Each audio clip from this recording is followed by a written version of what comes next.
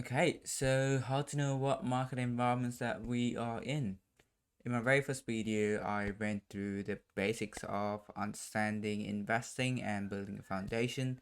If you haven't checked it out, I certainly recommend it. I'll just link it down in the description section. So yeah, let's just jump straight into the point, how to be aware of the market you are in. The very first thing you could do is either subscribe to a news outlet which talks to you about finance, or follow a finance channel on YouTube, Instagram, Twitter, completely up to you on what social platform you use. Or what you can do is you can basically read financial news on Google. There's a news column where you can just type in the topic you want to and get that sorted. I'll just give you an example. So getting back to the example, if you take a look at the screen here, you just go on Google, type what you want to know, click on news. There's plenty of information here that is free for you. Some of them are paid, but most of them are free, so you can just read them and be aware of the ongoing situation. And secondly, know what your governments are doing. So not governments, but central banks and governments. It's interrelated. So let's say central banks and governments. So what are they doing at the moment? Always know what they are doing, because once you know what the government or the Federal Reserve or the Central Bank of Australia is up to, you basically know what direction your markets are going towards. So at the moment we are contracting, which is basically increasing interest rates, increasing tax levels, basically reducing government spending, which is causing markets to sell off. So that is one of the key things that you have to know before you start investing. Know what your governments and your central banks are up to. If they are basically reducing the interest rate and pumping money into markets, that is a good time to buy. Not financial advice, but that is generally a good time to buy. And at the moment, they are taking money out of the market, which is causing market to fall. So if you're a short seller, go make your money. Okay, the third thing. The third thing is paying attention to your surrounding and taking a bit further and asking the question, what's going to happen next? So, for example, let's take COVID. When COVID happened, people lost their jobs, people had to stay at home, people were restricted, they didn't have the freedom to do whatever they wanted to, so they couldn't travel abroad, they couldn't travel to other states by flight. And what does this naturally mean?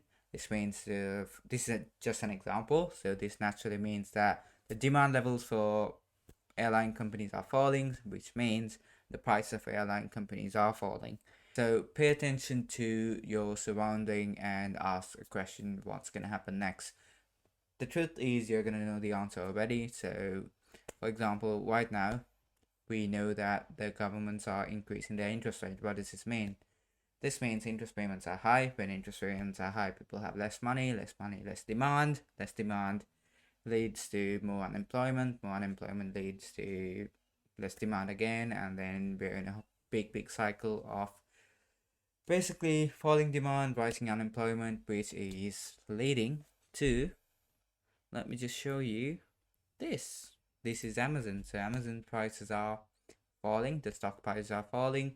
One of the main reasons quantitative tightening is happening. Quantitative tightening is basically is rising interest rates, and as you can see, share prices are falling, obviously due to that, and also a couple other reasons like Russia, Ukraine. We got the OPEC reducing the number of the petrol that they are producing by 2 million barrels a day, which is leading to higher gas prices. It'll not yet, but it'll probably lead to higher gas prices. So yeah, just ask yourself a question, what's gonna happen next? The truth is you just know the answer already, and you're just too afraid to actually believe in it. So do some research around that. And that's the third point. So moving on to the fourth one. The fourth one would be actually being subscribed to a channel which brings you daily market updates. I don't do that yet, but I will recommend a few channels. Some of the channels I recommend is one, Ricky Gutierrez. I probably butchered the last name, but he is a stock trader and his videos are amazing. He teaches you stuff that normally are easy to miss. So that's one channel I recommend. The second one is actually one of the best channels out there, Graham Stephan. You can see that he's got a few subscribers as well, which is obviously worth tuning into. And the last one will be All in Crypto. Those three channels are channels I recommend for you to be updated on what's going on at the moment. And next, the fourth thing that you can do is be aware of what's coming up. One of the main things that you have to be focused on, or what you actually have to know, is reports or important economic data that is coming out.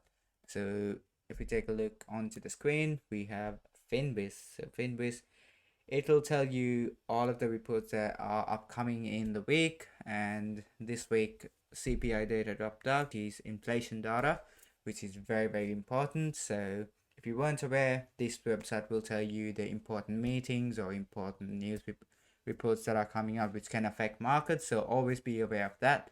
That's the fourth thing. And lastly, one of the main things is do not overcomplicate trading or investing.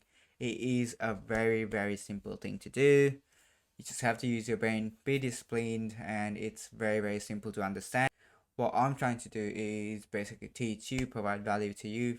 I've done this for a couple of years, and I'm going to teach you the basics, what to avoid, what you can do, and basically I'm going to do economic outlooks and market updates as well in the future.